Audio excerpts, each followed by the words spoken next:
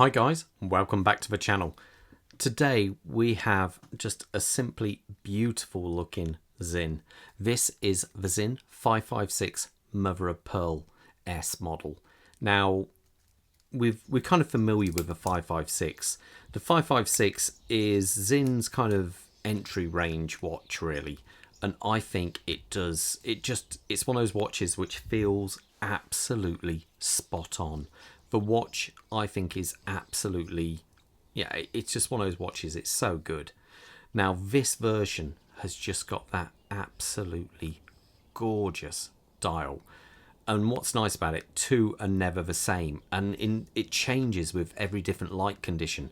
Unfortunately, inside, it doesn't really do it. It's when you're outside in the sun, you really get these different contrasting levels. But before I get too far into review, I've got to say a massive thank you to Ryan and the team over at Francis and Gay of Coventry for allowing me to review this watch. So many watches in stock and they keep adding new brands to them, which is really cool.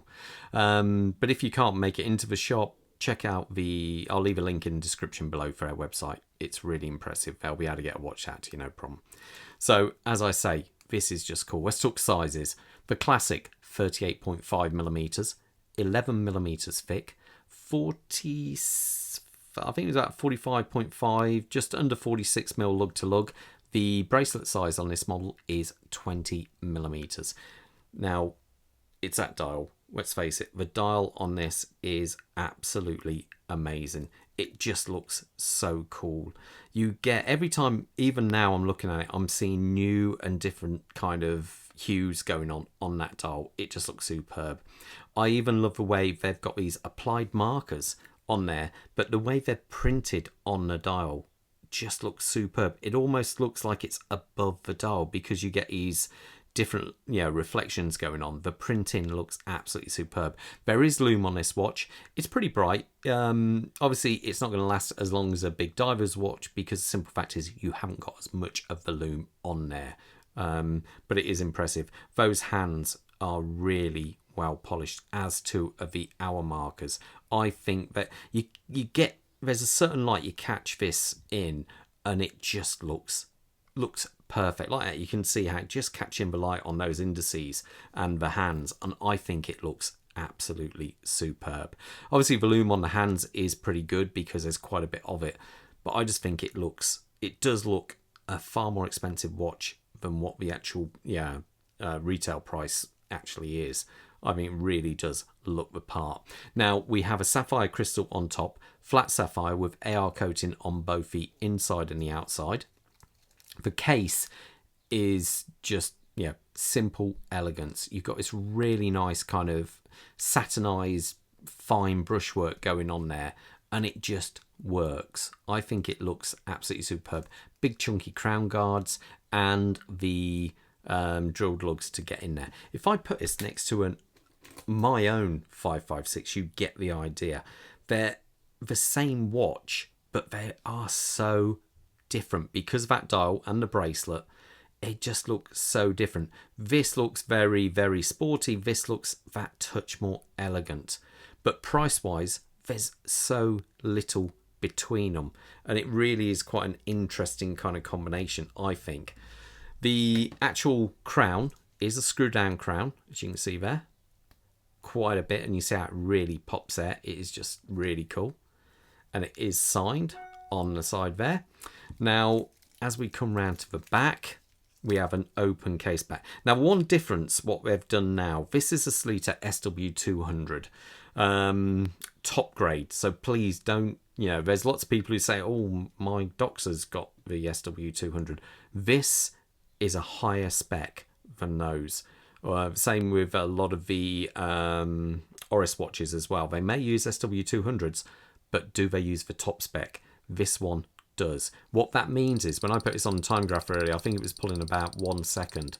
So that's the difference.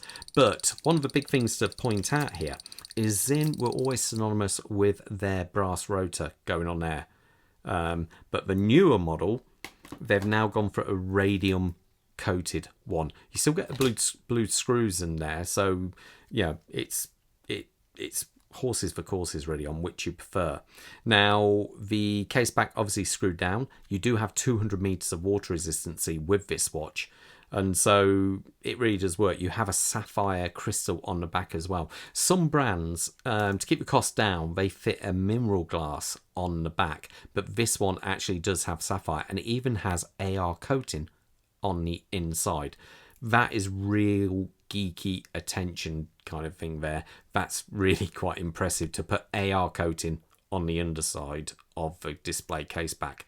Yeah, a bit random, but there you go. Now, as we can see, I haven't took the stickers off this bracelet because I didn't think I really had to. This is the fine link bracelet. Now, that's a normal H-link bracelet.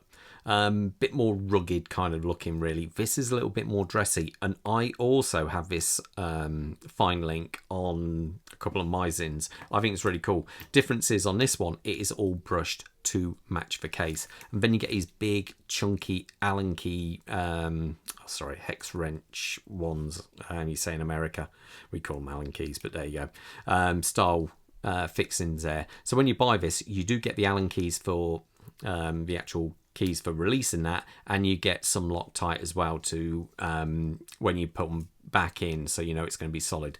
This has got a butterfly clasp on there with the Sinn on the back. Now, one thing to be aware of, this one here has got the standard fold over clasp. I'm a big fan of this because it's so thin. I like this one, but you get 3 levels of micro adjustment. Now on this one you don't get any micro adjustment because it's a butterfly clasp. Now some of these links are smaller, as you can see here. These are half links, so you can actually adjust this to get it to where you want it to be. But overall, I just think it just looks good. It does add some weight to it as well.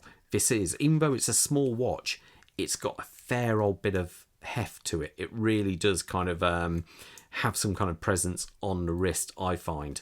Let me put this on my wrist and get an idea how it looks. Quick wrist check. Well, I'm wearing a Sinn, of course. We're talking the 104,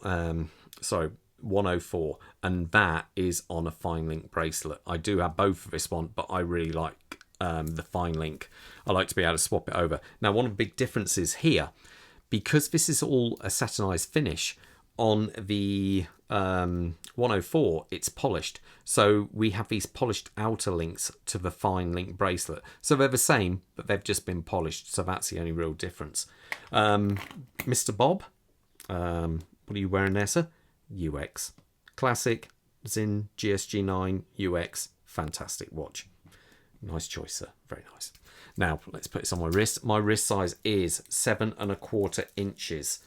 So you get an idea how this looks. I haven't adjusted the bracelet, but you can see, I'd say a bracelet probably goes up to about an 8 inch. I dare say you can get extra links if you are, you know, monstrously thick wrists. But there you go. I think it just looks so elegant. It's kind of got that real a touch more class. I think it's a really nice watch. Let me know in the comments below what you guys think of it. I've just noticed when you look at it in certain colours, it is just black. If I go there where there's not much light on it, it's hard to get. I've got so many lights in here, but it's almost a black dial. But then you just catch it right, and it just comes alive. Anyway, guys, I'm going to leave you to it. Let me know what you think of this one, and most importantly, stay safe out there. All the best. Bye.